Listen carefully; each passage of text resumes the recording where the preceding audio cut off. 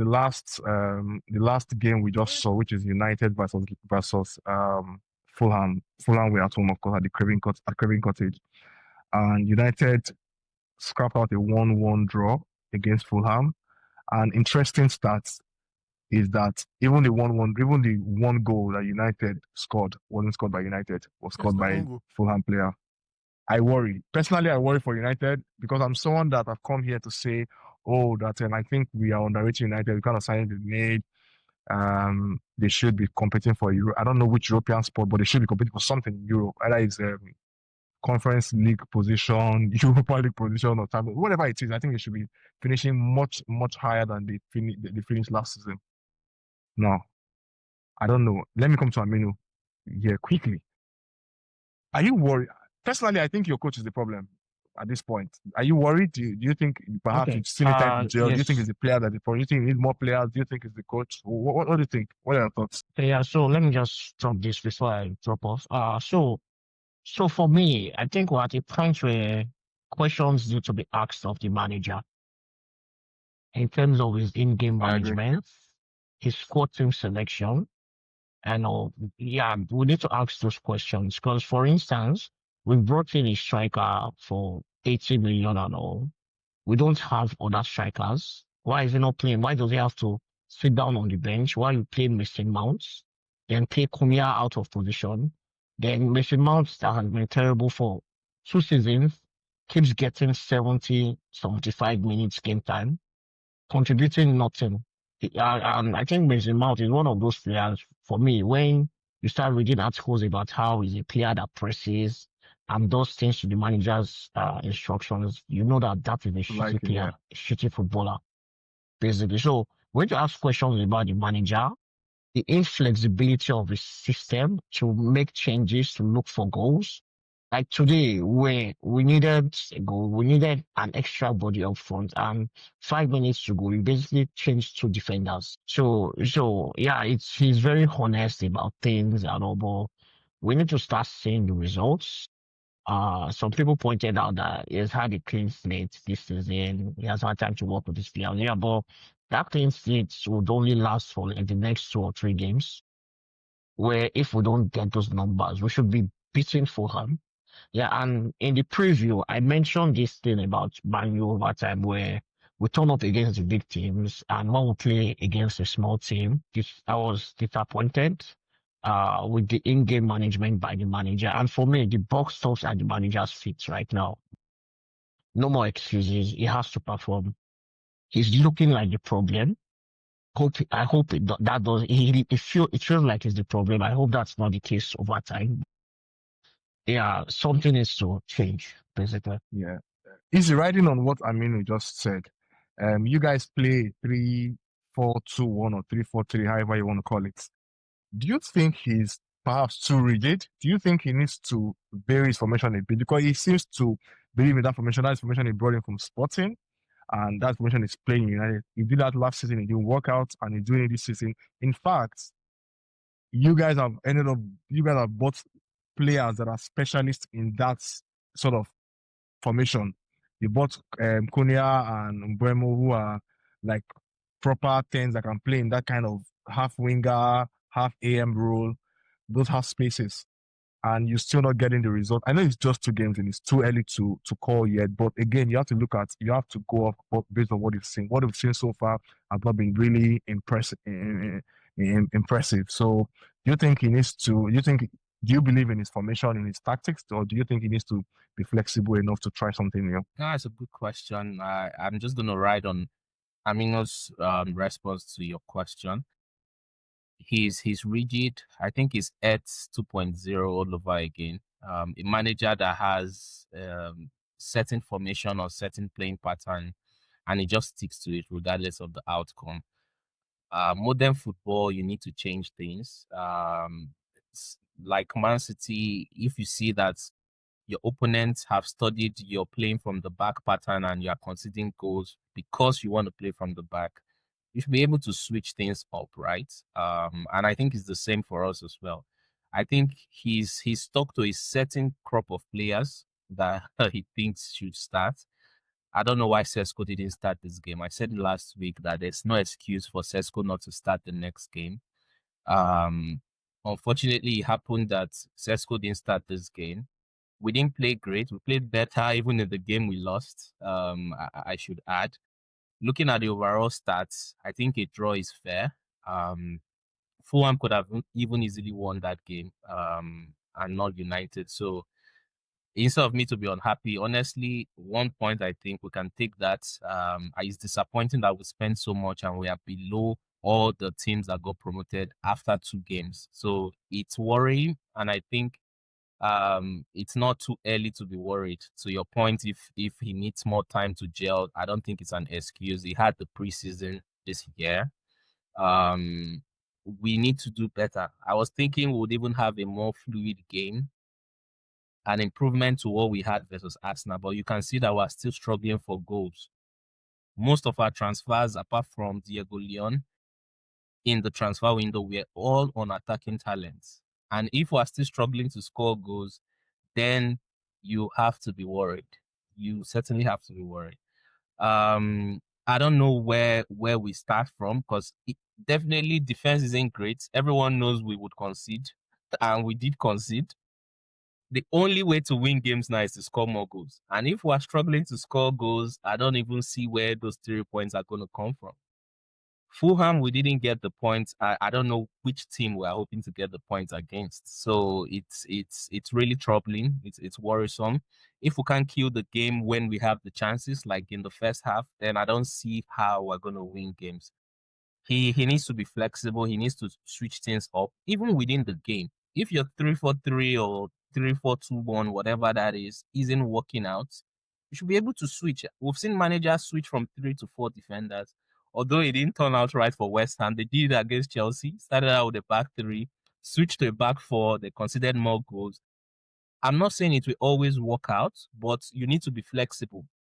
If your original Yes, yeah. tactics is countered by the opponent, you'll be able to switch Ready things around. to Yeah, adapt, exactly. and we don't understand his changes. Minu was spot on. You needed goals, you are bringing in Maguire. I mean, except we now want to go into the Arsenal format where you need to Cross score and from nod. corner kicks. Exactly, cross and not. And that's not United. That's not United. So I'm really worried. It's not like we're waiting on anyone now. Everyone knows if we get one more talent from this window, it's gonna be a goalkeeper likely. And so if the current crop of midfielders and forward attackers we have are the same ones we're going to use for the rest of the season, honestly, I'm worried. And I think a lot of the United fans there are also in a similar situation. They don't feel confident. Against Arsenal, we're confident because we saw that the team played from start to finish, even when we were losing. But against Fulham, even when they equalized, you didn't see that urgency that we really needed 3 points. They were relaxed, you know. It Yeah. was very different. It looks like 2 steps backward from our first match, which is why I'm worried. And the fact that we don't have any excuses. It's not like you had a mid a midweek European game that you see the team was tired. There was nothing. They had one whole week to get ready for Fulham, and we got this type of performance. Is it really worrisome? Really worrisome. I must tell you. Which is why I commend the teams like Arsenal that even if you don't play well, get the result. Get the results. We played well the first game. We didn't get the result. We were not great now. We also didn't get the result. So you have to be. I mean, yeah, I agree with you. You have to be worried. It's becoming concerning right now. What do you think of United? Where do you think they end up this season? Do you think they've had a decent transfer window? Do you think they need to change their manager? What do you think really? What do you think the problem is? How can they fix this? So talking about transfer window, I think United are just two signings away from having like a perfect squad. I was so excited when they didn't get Baleba. My heart was racing because if they had bought in Baleba, it would have been a problem for us. But we all know that, they have big problems when it comes to the goalkeeping department. The two guys they are big jokers right now. And I heard they're trying to get some other guy, I think from Belgian League or something like that. Yeah. I was surprised they didn't pounce on Paulina when Bayern wanted to loan him. They need someone in that mode, someone that knows how to, press the opponent, get the ball, distribute the pass, that has like strong legs, and Casemiro legs are gone and things like that. Gone, So yeah. they're just two signings away. I think they can still do it. They can decide to go to PSG and maybe loan one of those that midfielders that are not using. Those guys are blessed midfielders. They, just go somewhere, but they have to sort that goalkeeping department. That's the most important one, because the Bayanda, whatever they call him, and Nana, they're jokers. Yeah. Then again, I think Amorim is also a problem. I think Izzy is also, quite correct. He's too rigid. Try something else. Your 3-4-3 or whatever you want to call it is not working. Make adjustments. Try something else. The only thing I don't understand is there was no excuse for Shesko to be on the bench. Yeah. If you believe Shesko is that good, he should be starting. I don't Is care it perhaps if he not has... training? Is it perhaps not training well? Sometimes managers make decisions based on the trainings. Maybe I he's not doing don't- well in training and he doesn't understand it. What does not doing well in training? You paid 90 million quid for him. He should go and do. If I don't He's care a if you don't even professional. train, Yeah. throw him. When they bought João Pedro, was he not on the beach? 3 days later, was he not scoring goals in a... So that's exactly what you're about to do. So I don't buy those excuses when people like he just joined, he needed time to gel. Come on, put him on the pitch. If he plays 2 games and he starts from the from the beginning of the game and doesn't perform, you have a reason to bench him. Not the other way around, because it's not working. Your Kunha and Bema and Mount behind them or whatever you're doing right now, Bruno Bernardo is not working. I will keep forgetting that Bruno had the chance to, put them up front, to give them the lead initially, and he missed. I don't know. I think his mind is already in Saudi. The guy, I think the bag is confusing him. so that's so. Amorim is also like the architect of his own problems. He needs to try new things. That's the truth. The present formation is not working, and he needs to start Sesko. I don't care. Play him, 100%. let's see. Yeah. Then again, now if Sesko is like the most fantastic striker out there. I keep calling him the Slovenia Giroud, better than Mount. He's gonna better than Mount. Yeah, exactly. He's better than exactly what they are using now. I think the idea of the Mount, I think I heard Mount presses. I think that's the story that Amorim is trying to sell. He's going to put in that defensive work. He will keep running and we running. always concede. So what is he pressing for? So even if you press and you concede, you then need a goal to equalize. So maybe that's the excuse that Mount puts in the. And if one person is pressing and every other person around him is not pressing, it's just but then again, there's no score for pressing, my brother. It doesn't give you 3 play points. Your strongest attack, just exactly. play Mbemo, unleash everybody and let's see what comes out of it. I think Amorim is also under pressure. He just has to cut it before December. Man, you have not been kind to their coaches recently. Everybody knows not that. making it easy for himself. He's not making it easy for himself. Also, they're going to sack you. That's all the truth. And Man, you have shown that now they don't have problem with sacking coaches. They've sacked quite a lot. That's my happiness. Get it right. So if by December, I mean, they're playing Burnley next, so let's see what happens. Well, and it so doesn't matter. Burnley won their game. Burnley are ahead of us. No, but at least they are they were playing a fellows. Exactly. Yeah, so this is the easiest game they will get exactly. They should win that at least. We thought so against Fulham. We thought so against Fulham. Let's see. No, Craven Court is a quite difficult place to go and get. Let's see. Any time of the day. So yeah, I think the Burnley game should. If it doesn't win against Burnley, then it's time for us to. There is a problem. Or if he struggles, like a 1-0 or something like that. It's time for us to play and call for help. But for now, let's wait for the game week 3 and let's see what. But game week 3 is starting Shesko, or there was no reason to hijack that deal. I think he will start Shesko. Yeah, I think he would. Yeah, I think he would. I mean, I'm surprised that Graham Potter is not sacked yet. So now my question to both of you is, who gets the sack first based on what we know so far? Don't forget, we have Graham Potter, who is looking very shaky in terms of his hold on the job. We have Nuno's madness with the owner of the club, so that's potentially one to look out. We have also Amorim, even though Amorim, I think, is early days. So who do you think gets the sack first in the Premier League? So I think Nuno might get the boot first. That nothing, and it's not because of performance issue. Like first 2 games, he's not lost any match yet. He won the first one, drew the second one, and it's just he's fighting the battle he can't win. You can't go against your employer. It doesn't work anywhere. Your employer is always right, unfortunately. So you can't go against wasn't that Greek guy. His name is quite difficult to pronounce. the Yeah. owner of Nottingham Forest, and he, Nottingham unfortunately Forest, for him, he exactly. publicly came out to talk about it. At his level, he should learn how to keep quiet. These not all the questions Exactly. you should answer. He To should be answer, very exactly. political in answering questions. So he has come out to confirm that. See, I'm having issues with my boss. And Yeah, that guy is strained, quite exactly. he's quite proud. radical. He's never going to come out and and lose. Now you brought it out, so he's likely, he's likely to get a boot. Unless they try to solve their issues miraculously. And then again, he's also fighting with their group sporting director Edu at the same time. So he's not just in the right place. He's likely to get the boot Yeah. first. Therefore, Potter, the reason why I'm not putting up Potter yet. To be fair to Potter, you sold his best player. He did not replace him. Are you expecting to be a miracle worker? It's not as if they were even doing great, even when they had Kudus there last season, though. But it just made it more difficult for them to succeed. So maybe that is why they might, so a guy be like, guys, you need to go into the transfer markets and get the kind of players I need to do exactly what I want to do. So maybe if they buy a Kudus replacement, things might change by game week 3. But if not, Potter is also likely to go out the door. Those are the two guys I'm I mean, predicting for someone that has experienced Potter, I don't think that man has any business managing any team.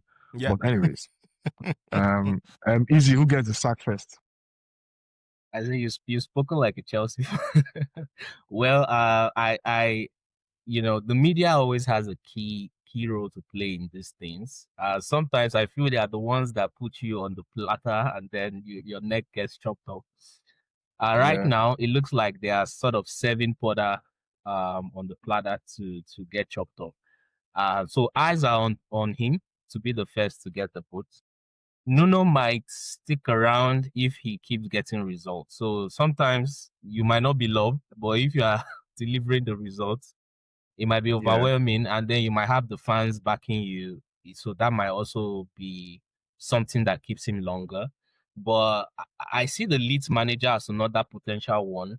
Leeds they always see themselves as a traditional Premier League team, and if they are not around that mid-table for, let's say, after the first 5-6 games, Daniel Farke might get the sack. He's gotten the sack before from the Premiership, so it might be deja vu for him again. It might happen again. But right now, I would say Potter is the outright favorite. He's the one that's making the media rounds, and once what you see every time, you read every time, before you know, it becomes reality, and the club management might just make it happen. West Ham is a big team. Whether or not they have reinforced correctly, it doesn't matter. They have Bowen, they signed Wilson from Newcastle. They can also reinforce if they need to. So they're not playing well. That's the concern. Losing 3-0 to Sunderland is a big red flag for any traditional Premier League team like West Ham. So from 3-0 to 5-0, it's not losing, it's how he's losing. There's almost no fight in that team. So he's obviously the favorite right now. Yeah. 5-1. Sorry, I scrapped the goal, and they scored the goal first. My bad. Exactly. Yeah. But conceding 8 from your first 2 games, it's not a great story. So I think he's right now the favorite to get the sack first before any other manager. Okay. So I think that's pretty much we still have Liverpool and Newcastle. And that's going to be a very spicy one. I mean, there's still the conundrum about where Isak goes to. Does he stay in Newcastle or does he go to Liverpool? We'll see what happens with that. But as it stands, Arsenal are currently top of the league. After game week 2, because not really game week 2, but yeah, top of the league. Liverpool have a chance. They have a chance to go top if they win their game. But Arsenal have the better goal difference as it stands. So we'll see what happens tomorrow. And thank you, gentlemen. Thank you, Dami. I'm very excited. I can see flicking your hair, showing us the mask. Thank you very much for joining us today. Yeah. And Izzy, thank you. And I wish you better luck next time. And thank you, our audience. Thank you. Please don't forget to subscribe and smash the like button. Leave us a comment in the comment section. Let us know let us know what you think about. Arsenal is gonna be cold. Let us know how you think about all the discussions we've had today. And we'll see you next time. Thank you. Have a nice day. Bye.